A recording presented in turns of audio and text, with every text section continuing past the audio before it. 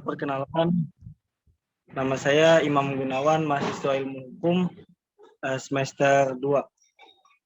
Di sini saya akan memoderatori kajian Pokdem, yaitu hukum perdata yang akan dibawakan oleh materi kita, yaitu Karida Hayati. Untuk Karida, udah siap belum? Insya Allah, Mam. Kayaknya belum siap sih. Siap. Mungkin biar nggak makan waktu lama ya, langsung aja kali ya kayak. Oke, boleh. Baik, untuk waktu dan tempat dipersilakan materi untuk memaparkan materinya. Oke deh, aku bisa share screen nggak ya?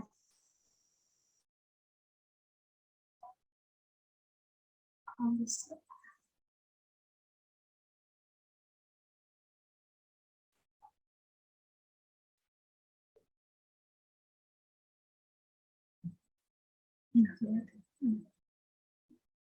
Oke, bentar.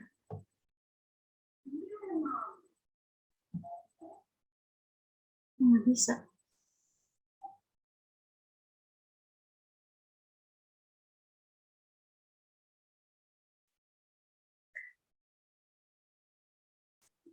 Oke, teman-teman. Assalamualaikum warahmatullahi wabarakatuh.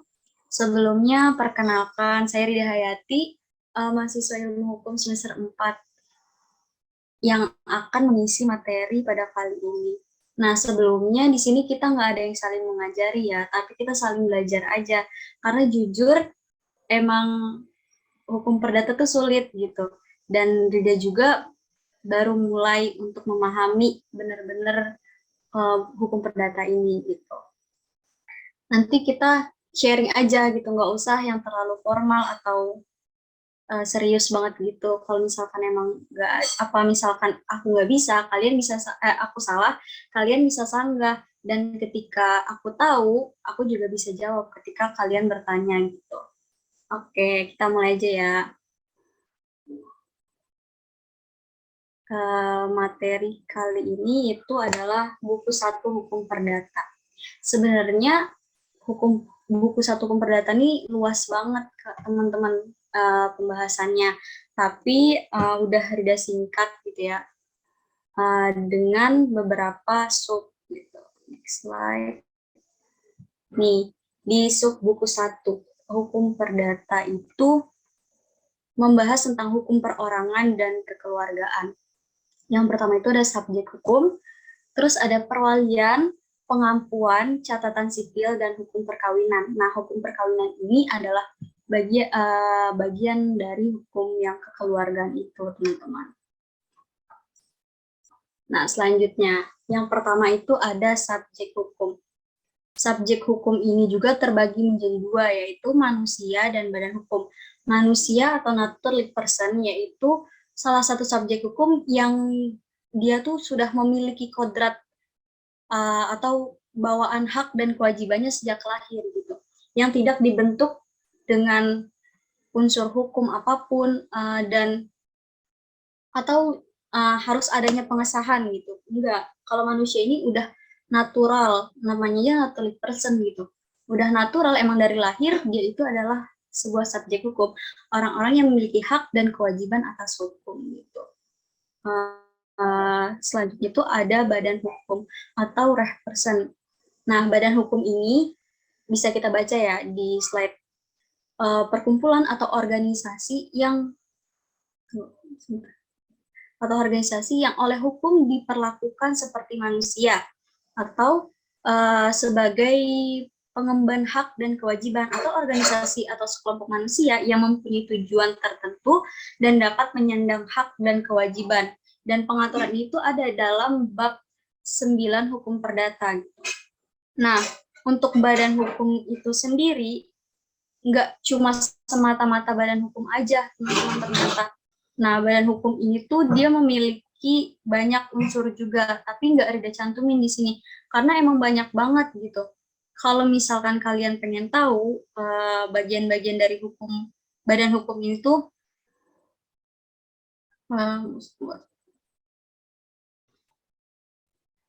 bukan bagian sih ya, maksudnya pembentukan dari badan hukum ini tuh banyak bagiannya. Nah, dari beberapa pendapat ahli juga tuh mengatakan kalau misalkan badan hukum ini adalah perkumpulan yang melakukan perbuatan hukum dan ia memiliki harta atau kekayaan sendiri dan memiliki struktur pengurus, mempunyai hak dan kewajiban dan dapat menggugat atau digugat di peradilan gitu. Contohnya kayak Vokdem aja nih. Vokdem itu dia LSM gitu, bukan badan hukum, tapi dia bisa menggugat dan bisa digugat di peradilan. Nah, LSM ini juga termasuk bagian dari badan hukum gitu. Nah, kemudian apa lagi ya? Banyak juga teori-teori yang membahas tentang badan hukum ini sendiri. Salah satunya itu teori dari nama teorinya itu harta kekayaan yang dicetus oleh Brice A. G. Van de Heyden, yang dimana hanya manusia yang bisa menjadi subjek hukum. Namun ada kekayaan yang terikat dengan tujuan tertentu yang dimana kekayaan ini dinamakan badan hukum.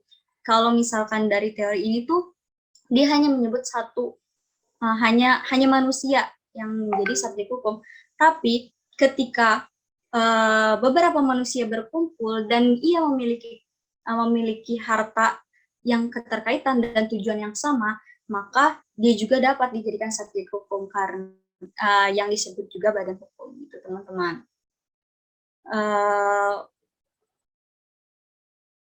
Dan di dalam badan hukum ini juga menurut jenisnya itu terbagi menjadi dua, ada hukum publik sama hukum perdata. Nah, kalau hukum publik itu contohnya kayak badan hukum publik itu yaitu badan hukum milik negara seperti Pemda, BI, perusahaan negara yang diatur di dalam PP dan sebagainya. Nah, kalau hukum perdata seperti PT, koperasi, parpol, yayasan, dan badan amal, wakaf, semacamnya.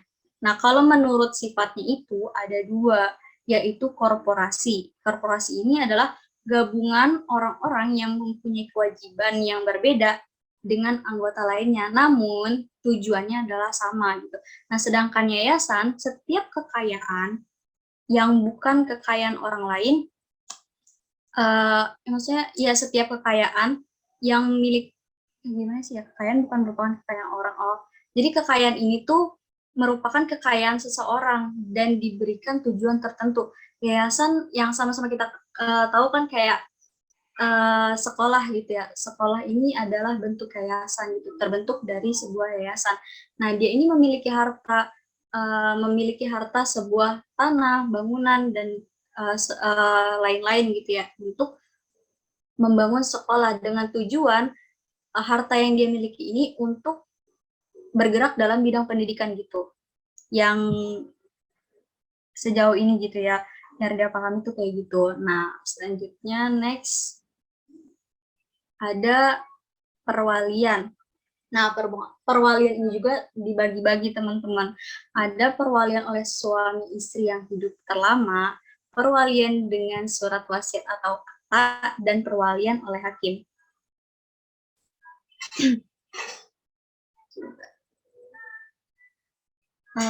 Perwalian.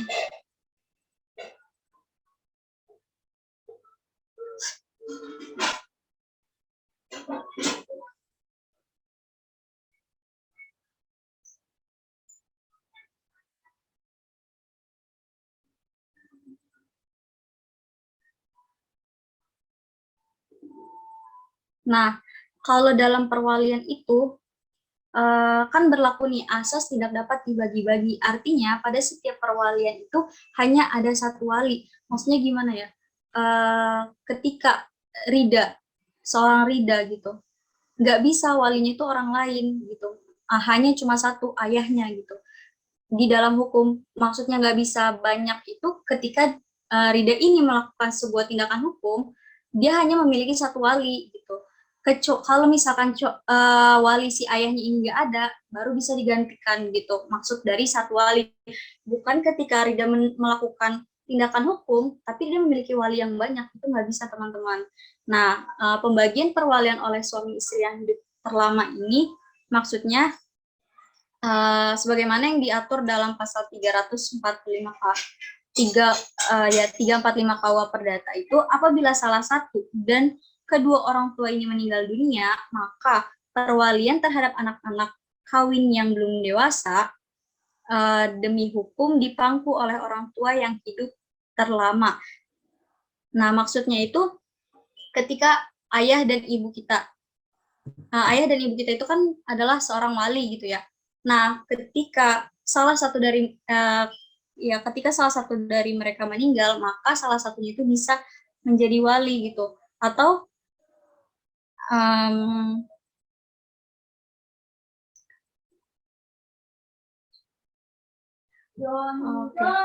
nah, dan di perwalian suami istri yang hidup terlama ini tuh maksudnya gimana ya? Jadi ketika dua orang ini meninggal, jadi yang dapat dikatakan seorang orang walinya itu adalah mereka yang hidup terlama. Jadi kalau misalkan salah satu dari mereka ada yang meninggal, maka yang salah satunya lah yang menggantikannya. Nah, yang kedua itu perwalian dengan surat wasiat atau akta. Nah, kalau yang perwalian dengan surat wasiat atau akta ini, yaitu ketika orang tua yang melakukan orang tua atau wali bagi seseorang anak itu berhak mengangkat wali bagi anak-anaknya jika akhirnya perwalian itu setelah ia meninggal demi hukum itu tidak ada penggantinya gitu. Jadi ketika orang tua itu merasa hidupnya tidak akan lama dan dia merasa anak-anaknya ini butuh wali gitu, emang pasti butuh wali, maka dia itu bisa mencantumkan siapa yang akan menjadi walinya di dalam surat wasiatnya atau akta yang dibuat di notaris gitu. Nah, kemudian ada perwalian oleh hakim.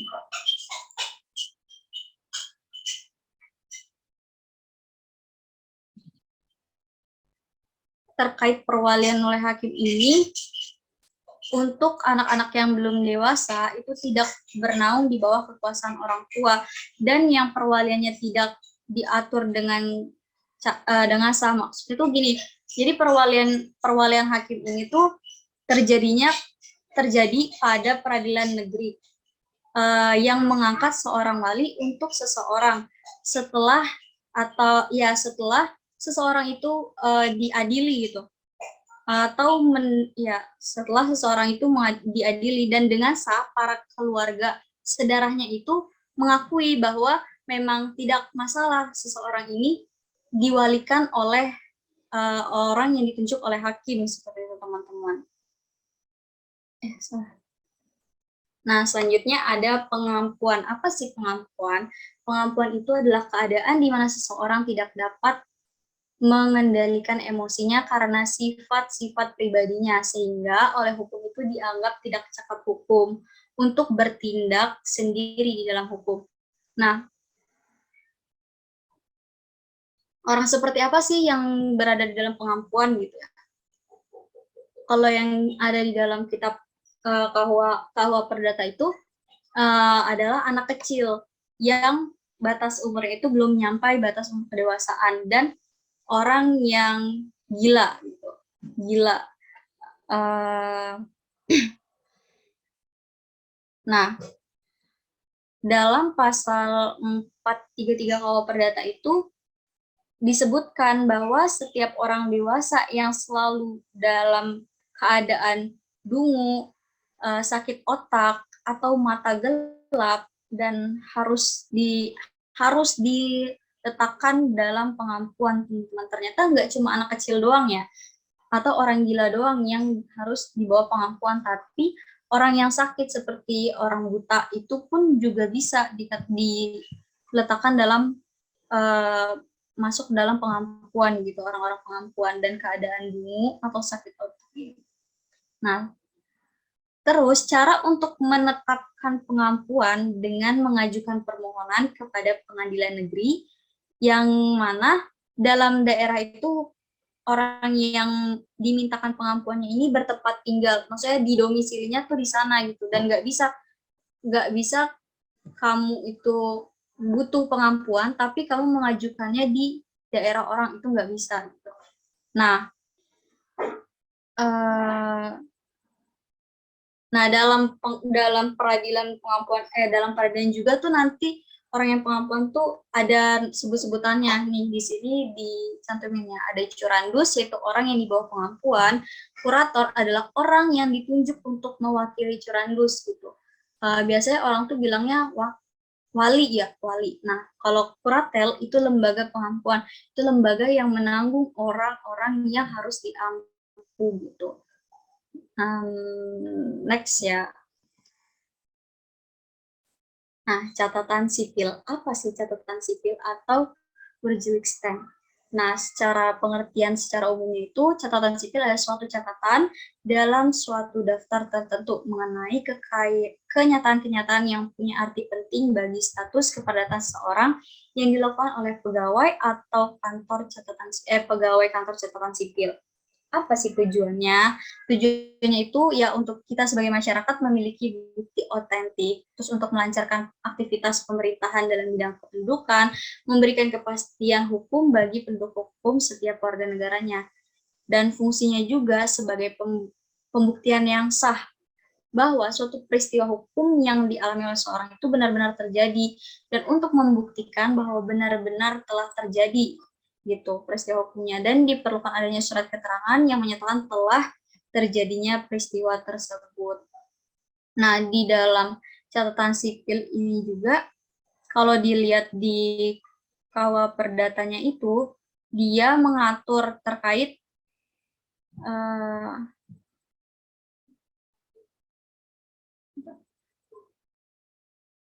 dia juga mengatur terkait nama kewarganegaraan, domisili gitu. Nah, kenapa di dalam catatan sipil ini diatur? Karena dalam catatan sipil itu kan kayak berupa akte kelahiran, akte tanah, dan akte apa ya, kayak ya sesuatu yang menunjukkan bahwa emang itu adalah milik kamu gitu. Itu maksud tujuan adanya catatan sipil gitu.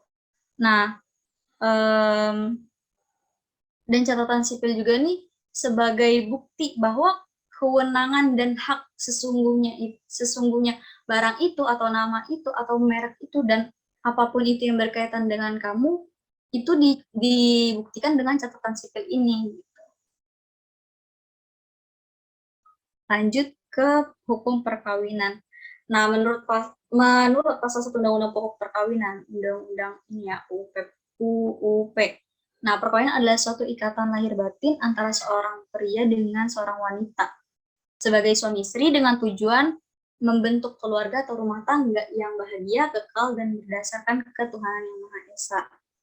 Nah, dalam perkawinan ini ternyata dibagi-bagi juga teman-teman. Sebenarnya ada banyak, tapi mungkin cuma 3 gitu aja ya. Syarat perkawinan, asas-asas perkawinan, pencegahan dan pembatalan perkawinan. Nah, untuk hukum perkawinan, syarat-syarat dalam perkawinan itu ada dalam pasal 6 Undang-Undang Pokok Perkawinan, yang dimana salah satunya itu harus ada persetujuan dari kedua belah pihak. Dari kedua belah pihak yang mana gitu? Dari pihak perempuan maupun pihak laki-laki. Nah, yang paling penting itu adalah seseorang yang belum berumur 21 tahun harus mendapatkan persetujuan dari kedua orang tuanya, dan jika orang tua itu meninggal, maka ia harus mendapatkan persetujuan dari wali atau keluarga yang mempunyai hubungan darah garis lurus ke atas. Nah, ternyata di Undang-Undang Pokok Perkawinan ini pun diatur usia seseorang dikatakan dapat melakukan perkawinan dengan dengan harus, maksudnya dengan tanpa persetujuan, maksudnya gimana ya? Ternyata di Undang-Undang Perkawinan itu emang diatur juga usia perkawinan yang baik itu seperti apa gitu, dan Bahkan mereka dalam undang-undang juga tuh mengatur kalau misalkan tanpa ada persetujuan kedua belah pihak dan apalagi yang sudah meninggal gitu, kedua orang tuanya itu bisa dipersulit nanti ketika mengurus surat-surat perkawinannya gitu. Nah, kemudian ada asas-asas perkawinan. Asas-asas perkawinan itu satu, ada tujuan perkawinan membentuk keluarga, sahnya perkawinan, asas monogami ya. Monogami suami atau istri. Monogami suami istri itu maksudnya berjanji kalau misalkan mereka itu hanya satu pasangan selama dalam perkawinan dengan, jadi laki-laki ini hanya boleh memiliki satu wanita dalam satu perkawinan gitu, dan begitupun di wanita. Kemudian ada prinsip perkawinan kedua belah pihak yang sudah dewasa dan matang jiwa raganya. Nah, kematangan jiwa pun diatur dalam undang-undang perkawinan.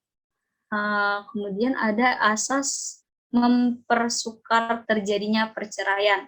Mempersukar itu maksudnya mencegah gitu, mencegah atau menghindari adanya perceraian antara kedua pihak ini.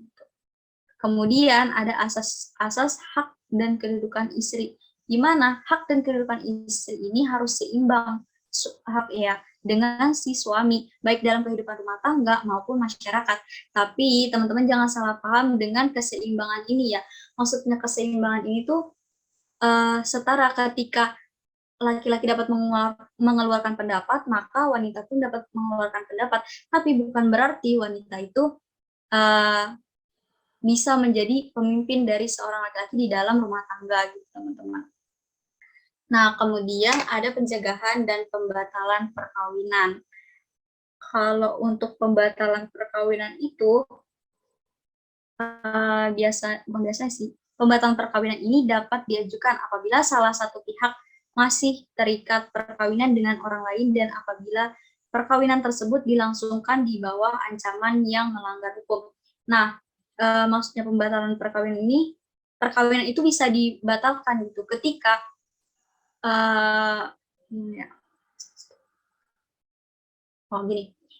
misalkan Rida mau menikah dengan imam, tapi dalam posisi Rida tuh masih memiliki suami gitu. Nah, itu adalah salah satu hal yang dapat membatalkan terjadinya perkawinan si Rida dengan si imam gitu. Nah, terus atau ketika adanya pernah dilangsungkan di bawah ancaman yang melanggar hukum, atau Rida harus menikah dengan si imam, tapi dengan sebab imam ini mengancam kalau Rida nggak mau nikah sama imam, Rida itu akan dibunuh. Nah, itu juga salah satu alasan batalnya sebuah perkawinan. Gitu, teman-teman. Mungkin sekian ya dari Rida. Kurang lebihnya mohon maaf. Kita lanjut ke diskusi. Baik, terima kasih Kak Hidayati telah memaparkan materinya yang sangat baik dan menarik. Keren banget, Kak. Gimana? Sesi diskusi kali ya, kayak. Baik, untuk teman-teman dari penjelasan yang udah dijelasin oleh materi kita pada malam hari ini, apakah ada yang mau bertanya mengenai hukum perdata? Kalau misalnya ada yang mau bertanya, bisa raise hand ataupun di kolom chat. Apakah ada yang mau bertanya?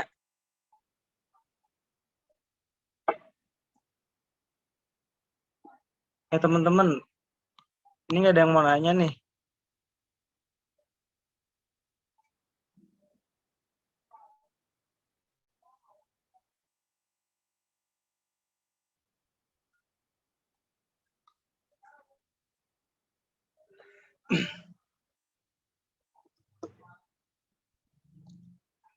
Ayo, ada yang mau bertanya nggak? Kalau ada yang mau tanya, bisa di raise hand, terus open mic. Kalau misalnya nggak bisa on cam atau open mic bisa lewat chat. Baik, Kak, saya izin menanya, Kak. Ya, siapa? Hazel. Pak Hazel. Ya, coba Hazel tanya. Ya tadi mengenai tentang perwalian oleh hakim itu tadi gimana ya, Kak? Mohon maaf tadi kurang menyimak.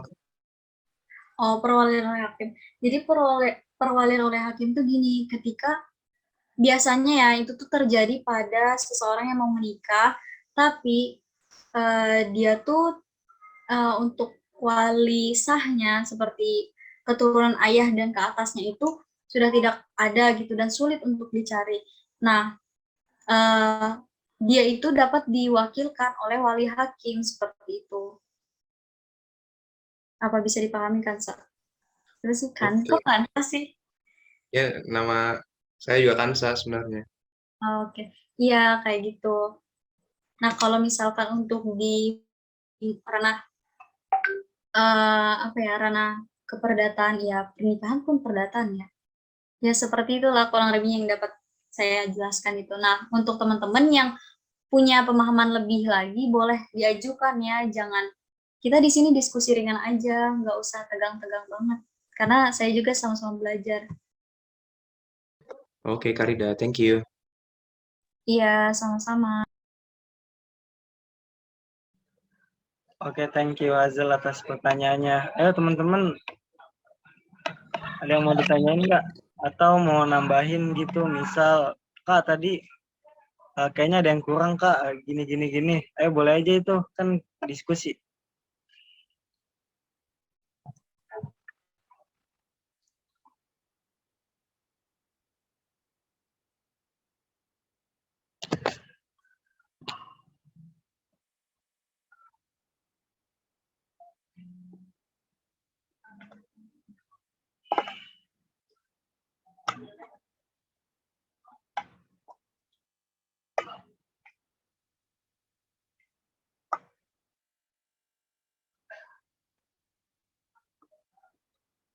Ayo nih masa nggak ada yang nanya, udah kajian gitu kan, baru dijelasin. Apa ada yang kurang paham gitu tadi, kayak tadi apa, perkawinan, atau tadi tuh pengampu tentang kuranda, apa, kurator gitu, tentang pengampu.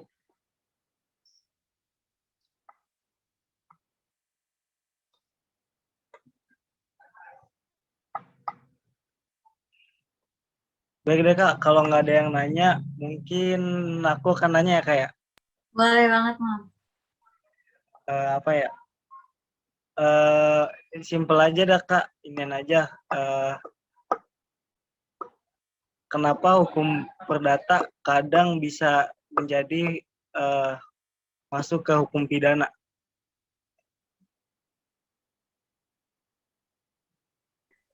Kenapa hukum perdata bisa masuk ke dalam hukum pidana? Contohnya gimana tuh, Mam? Maksudnya, Mam?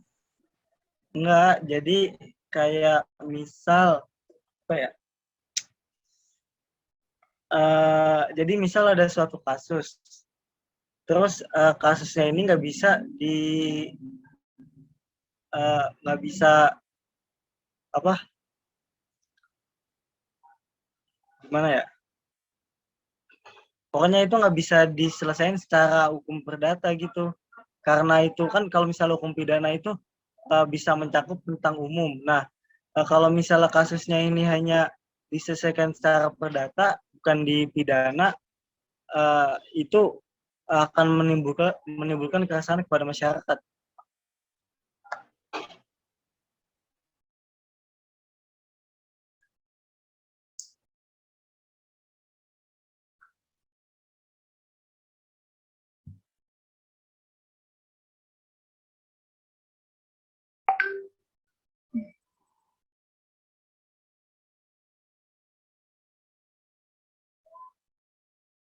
Kenapa hukum perdata itu bisa masuk ke ranah hukum pidana gitu ya?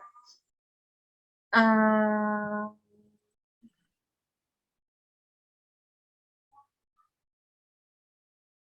kayak gini.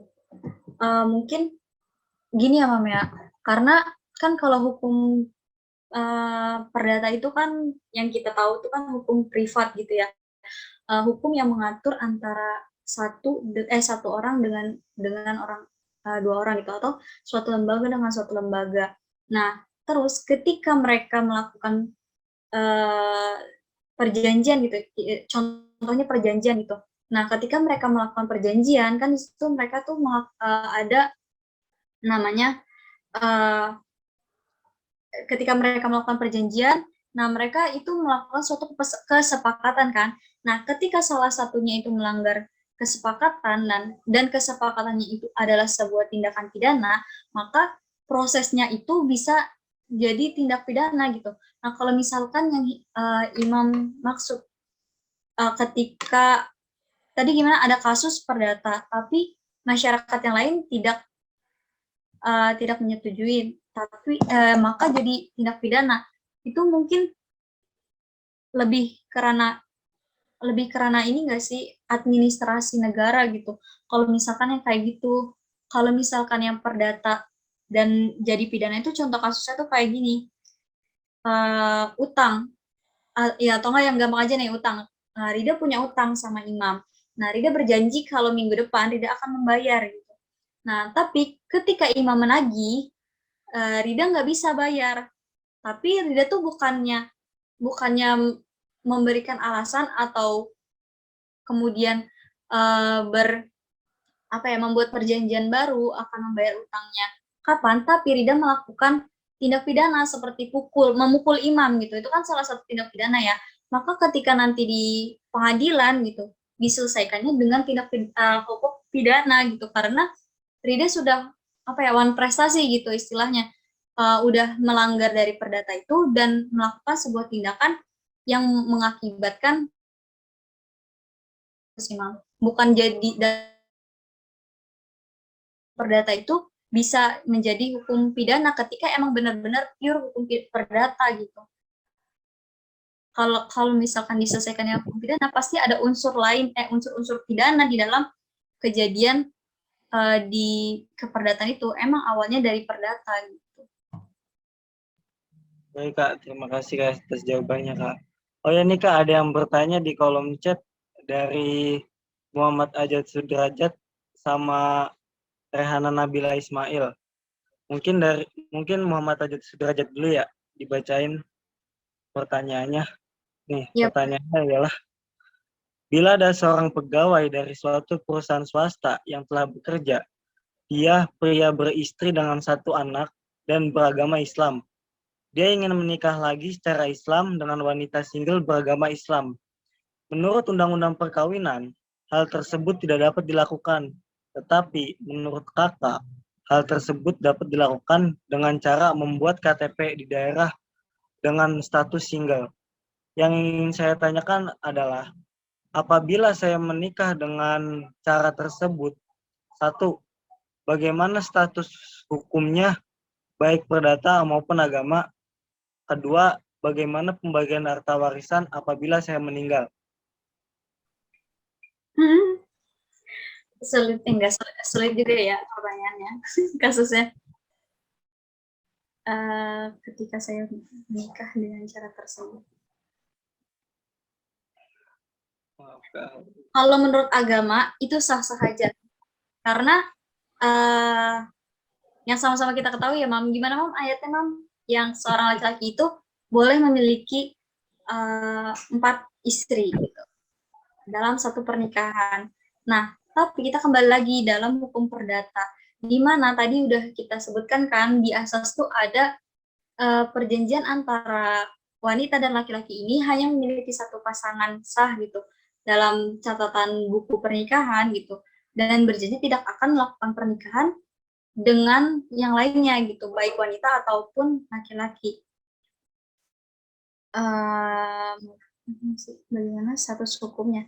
Status hukumnya ya yang istri di luar, gimana ya? Kalau misalkan dalam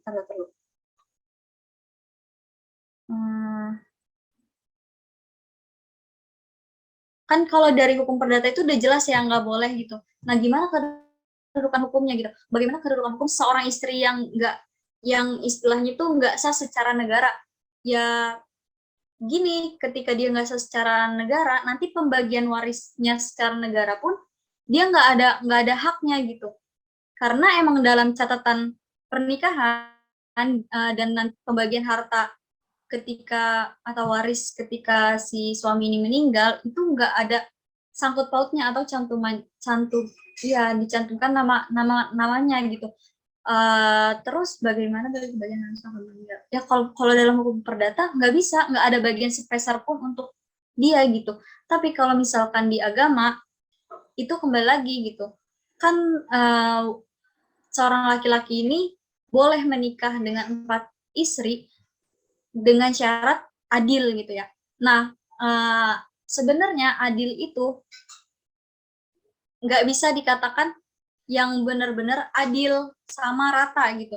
Adil kan yang kita pahami itu adil kalau dilihat itu sama gitu ya. Tapi sebenarnya kalau misalkan masalah harta gono gini gitu, bisa dibagi sama rata dan sesuai dengan ajaran Islamnya gitu ya. Tapi ketika dikembalikan lagi ke hati gitu ya, kalian bisa lihat aja dengan sendirinya gitu, apakah benar-benar adil atau tidak gitu. Dikembalikan lagi ke si suaminya gitu. Kalau di hukum perdata jelas nggak bisa dan nggak akan ada bagiannya gitu. Karena emang itu juga sudah melanggar kan, dan seorang istri pun boleh menggugat seorang suami yang melakukan pernikahan di luar persetujuan dia gitu. Karena di hukum perdata juga itu sebenarnya boleh wanita ini nikah gitu. Laki-laki ini nikah dengan 2 wanita dengan persetujuan istri pertamanya. Kalau nggak dapat persetujuan ya nggak bisa gitu. Nggak bisa melakukan pernikahan secara sah negara gitu ya, bukan agama. Kalau di agama sah-sah aja gitu sih. Mungkin yang lain ada yang ingin menambahkan?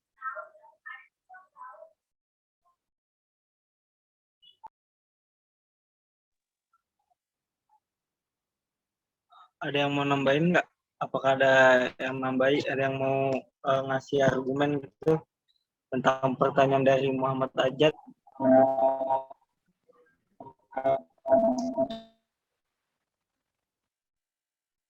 Baik, kalau tidak ada, mungkin lanjut ke pertanyaan selanjutnya, yaitu dari Rehana Nabila Ismail. Ingin bertanya, Kak, tadi dijelasin tentang pengampuan.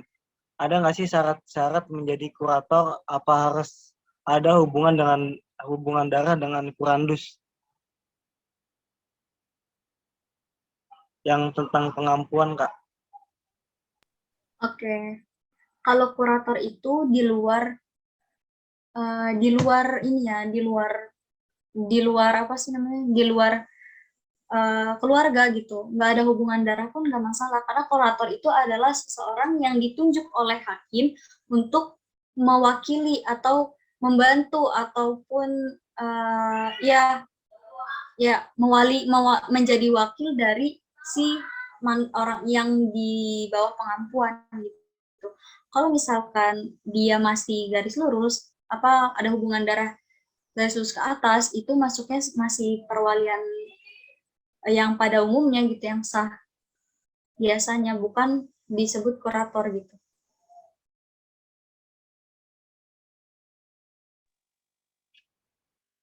Untuk Nabila, apakah sudah puas dengan jawabannya?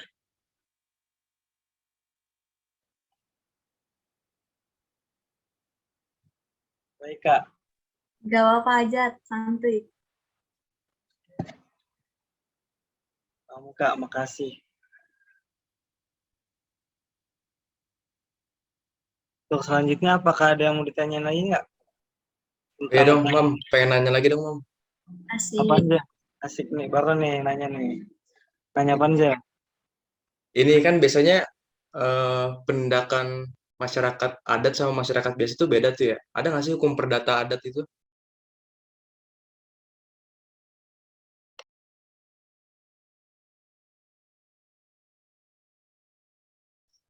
Ada nggak sih hukum perdata adat? selama ini yang Rida baca sih ya, hukum perdata itu ya hukum nasional gitu. Kalau hukum adat, yaitu hukum yang diterapkan di daerah-daerah tertentu gitu. Jadi kalau ditanya adakah hukum perdata adat gitu, sebenarnya ada hukum adat yang masuk ke dalam ranah hukum perdata gitu. Nah, kalau ada yang kurang nih mungkin ada yang mau nambahin. Iya, kalau yang Rida tahu sih gitu. Oke. Apakah ada? Baik, terima kasih Azel. Ya, sama-sama. Thank you, Karida. Thank you, Mau. Iya, sama-sama. Baik, untuk selanjutnya apakah ada yang ditanyakan lagi mengenai hukum perdata?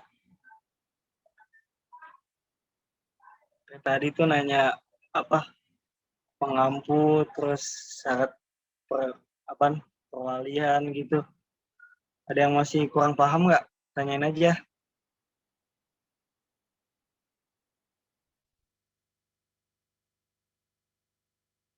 Kalau enggak, Rida dia yang nanya. Boleh nggak sih? Tapi nanyanya ke siapapun itu yang mau jawab ya. Nggak ditunjuk kok. Kan tadi tuh ada batas usia perkawinan ya. Nah, sebenarnya dalam ketika apa sih seorang itu disebut dewasa di hukum perdata gitu? Ada yang bisa jawab nggak? Kalau ada yang bisa jawab, dapat door prize nih. Door Oh, ada prize. jawab nggak? Imam bisa tuh kayaknya. Aja tadi kayaknya udah on mic aja. Ya, Kak, izin bertanya ya. Kan pernah baca buku tuh, maksudnya perceraian gaib itu maksudnya gimana ya? Hah? Perceraian gaib. Perceraian gaib. Gaib. Goib gitu. Iya. Oh, perceraian tidak langsung. Itu tuh kalau di hukum perdata nih, kalian pernah nggak sih kalau misalkan di ijab kabul, sebelum ijab kabul itu si apa sih namanya? Siapa penghulu itu membacakan perjanjian yang ada di buku nikah. Kalau misalkan contoh kalau nggak salah tuh yang ini tidak memberikan nafkah lahir batin selama 3 bulan, maka putuslah pernikahan gitu. Nah, itu yang dimaksud dengan pernikahan goib gitu. Berterus siluman ular. Perceraian, Kak, bukan pernikahan, perceraian. Ajat ngawur, Ajat. Jadi gini loh, Jat. Jadi gini, ketika kan di penghulu tuh sebelum melakukan pernikahan, kan ada pembacaan itu kan. Itu perjanjian. Nah, ketika kamu dalam pernikahan kamu itu nggak memberikan nafkah lahir batin kepada istri selama 3 bulan, nah, udah otomatis gitu. Otomatis cerai tanpa harus bilang kamu saya talak gitu. Tanpa harus bilang itu, secara itu goib kan dan nggak nyata gitu, nggak the real perceraian yang kamu inginkan gitu, maka terjadilah perceraian itu gitu. Walaupun belum digugat atau belum diurus surat perceraian itu, kamu udah secara sah bercerai sama istri kamu gitu, secara langsung tapi tidak langsung, kata Bang Abi Rahman. Gitu, Jat, maksud dari perceraian goib. Perceraian yang disebabkan. Berarti setelah itu boleh nikah lagi gitu. Boleh, tapi kan syarat kamu nikah, Yes. Ketika kamu udah melakukan pernikahan, terus kamu cerai goib, nah nggak semudah itu untuk melakukan pernikahan kembali gitu. Harus ada syarat-syarat lagi, kamu harus menunjukkan bukti perceraian. Nah, kamu harus ngurus juga dong perceraian kamu dengan istri sebelumnya gitu, walaupun secara goib kamu tuh udah cerai dengan dia gitu. Jangan yeses susah. Ngurus perceraiannya itu gimana kan? Perceraiannya kan ini itu gaib ya. Kan selama 3 bulan itu tidak bisa menafkahi, otomatis kan udah cerai. Terus buat nikah lagi kan ada syarat-syaratnya lagi, kita ngurus lagi itu. Gimana itu ngurus? Masuk dong, masuk. Ya, Mangga Bang Abi. Aduh, menarik nih. Bahas cerai-cerai ajat ini. Jadi bantu dikit. Tapi kalau yang setahu habis ya, cerai goib itu kayak si perempuan itu kayak ngelakuin gugatan ke pengadilan agama gitu. Karena contoh ketika suaminya berlayar ke laut tuh, nah nggak pulang-pulang tuh nggak ada kejelasan keberadaan suaminya tuh di mana. Tidak diketahui, nggak pulang-pulang, janji pulang sebulan sekali, nggak pulang-pulang, jadi kan kayak Bang Toib gitu kan. Nah, itu tuh setahu Abi itu ya cerai goib. Nah, biasanya jangka waktunya itu persidangan itu sekitar 6 bulan gitu. Kalau yang setahu Abi ya. Tapi nggak tahu nih kalau ada cerai goib yang lain gitu. Iya, Bi, itu Eh, juga. Terus Kak, kan perceraian goib kan kayak gitu ya. Terus buat si perempuannya itu masih ada waktu idah nggak buat perempuannya? Kenapa jangan berkeisah? Ya, tentulah. Kalau masa idah tuh tentu.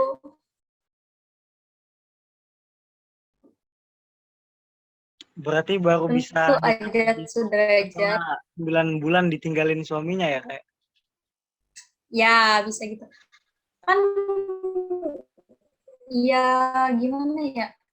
Iya sih, iya benar. Tetap masa idah tuh tetap berlaku gitu. Karena ketika kayak tadi Abi kan, ketika dia mengurus dan sebagainya itu kan dia belum, maksudnya belum jatuh, belum belum jatuh seorang diri gitu, belum bercerai gitu, waktu masih dalam pengurusan gitu. Kalau masa idah itu kan dihitungnya setelah dia bercerai, bukan bukan dari uh, ketika mereka udah nggak melakukan hubungan suami istri gitu. Mohon maaf ya. Gitu. Nah, untuk caranya gimana, Jat? Datang aja ke pengadilan agama si cewek atau si cowok ini, terus habis itu bikinlah gugatan untuk perceraian gitu dengan alasan yang tepat gitu. Dan ya udah jadilah akad gitu, Jat. Intinya datang aja ke pengadilan agama, ntar juga aja dikasih tahu gitu. Ya nih Kak, kenapa laki-laki nggak ada masa idah, terus perempuan ada masa idah? Oh, menarik tuh Kak. Kenapa laki-laki nggak ada masa idah, sedangkan perempuan ada? Aduh, sebenarnya ini tuh bukan ranah perdata ya, Mam ya. Harus dijawab kah? Tahu gue gini, Jat. Kenapa kalau ini menurut posisi pandang agama ya, kenapa laki-laki itu nggak ada masa idah, sedangkan perempuan itu ada? Kayak misal kayak orang yang lagi haid terus lagi mengandung, masa idahnya sampai melahirkan gitu.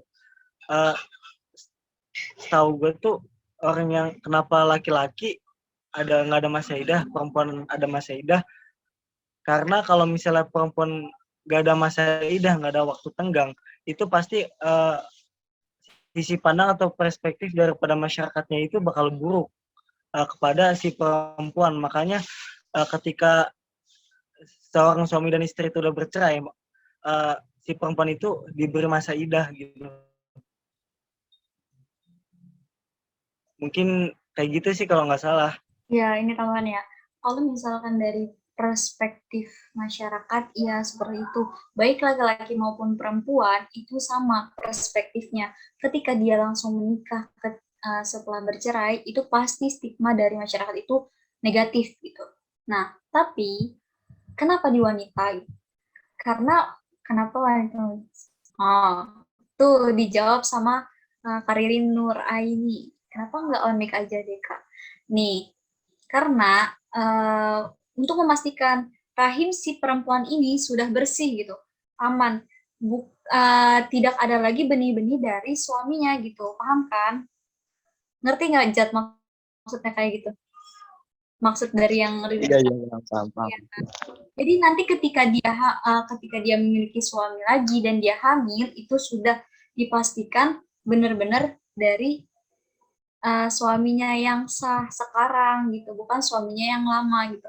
Kalau misalkan si wanita ini nggak dikasih masa idah, eh, gimana ya? Karena sel-sel yang akan menyebabkan kehamilan itu tuh masih melekat gitu dan belum hilang. Dan memang ya, kalau misalkan dalam eh, ilmu biologinya itu sel ini tuh akan mati dalam waktu 24 jam. Tapi dalam Islam itu ada kemungkinan lagi untuk hamil gitu selama dia itu sirkulasi head si perempuan ini tertunda gitu, Mam. Mam Kanjat. Kenapa jadi bahas ini ya?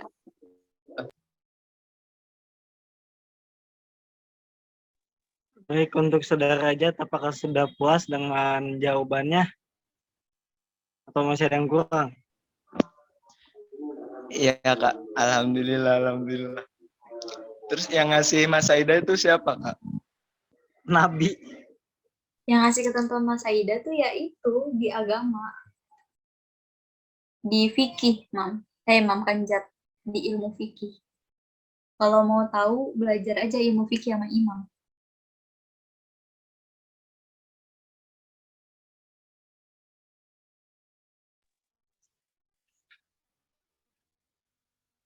Baik, untuk teman-teman semuanya, pertanyaannya itu menarik semuanya ya. Ada yang mau ditanyain nggak sebelum penutupan? Terakhir nih, limited edition. Oh iya, tadi kan terakhir Karida nanya tuh batas usia di hukum perdata ya. Nah, Ya, iya, sepengetahuanku itu eh, orang yang cakap hukum itu minimal 18 tahun deh kalau nggak salah.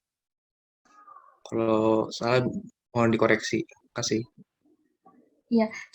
Coba bisa dijelasin nggak cakap hukum yang seperti apa gitu? 18 tahun itu dalam hal apa?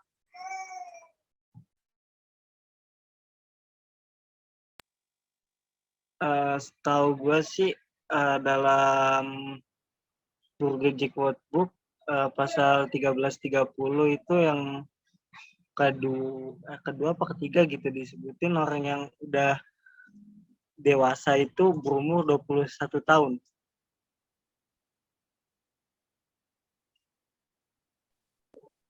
Ini ya pasal 130 KUHP ya. Iya.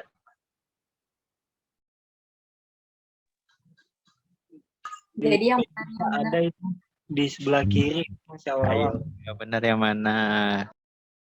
Yang imam. Kalau yang gue itu yang udah lama mungkin. Yalah si imam pakai merendah.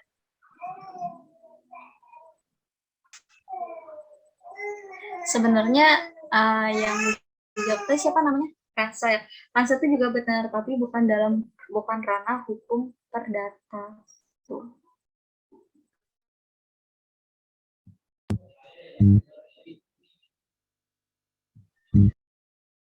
Jadi siapa nih yang benar, Bang Abi? Yang benar. Gimana nih? Imam. Ore imam. Yang benar hanya Allah. Astagfirullahaladzim. Astagfirullah, gak gitu. Aduh, sulit sih emang. Emang keren dah imam, nggak ada obeng. Adanya Palu. Thank you, Mam. Tunggu ya, Mam ya, giveaway-nya. Kayaknya bagi 2 aja nggak sih? Mau dibagi nggak, Mam? Wah, gak usah. Anjay. Gak mau bagi-bagi. Kita mah hamba Allah. Ya udah kali masih ada lagi nggak? Masih ada lagi nggak? Kalau udah nggak ada, mungkin ditutup aja kayak kajian pada malam hari ini. Baik. Oh iya, gini aja. Imam boleh tutup, tapi yang lain jangan keluar dulu gitu, karena mau ada pengumuman. Oh, mau ada pengumuman. Ya, tapi foto bersama dulu sih pasti. Oh, mungkin ditutup dulu kali ya Kak, habis itu SS. Iya, boleh. Baik, mungkin ditutup untuk kajian malam hari ini. Terima kasih kepada materinya Kak Ridayati yang telah memaparkan materi pada kajian hukum perdata, kajian Pokdem. Dan juga terima kasih teman-teman semua yang udah berpartisipasi atau hadir, bahkan bertanya gitu sampai bahas-bahas nikah-nikah goib gitu kan. Saya Imam Gunawan selaku moderator mengundurkan diri. Assalamualaikum warahmatullahi wabarakatuh.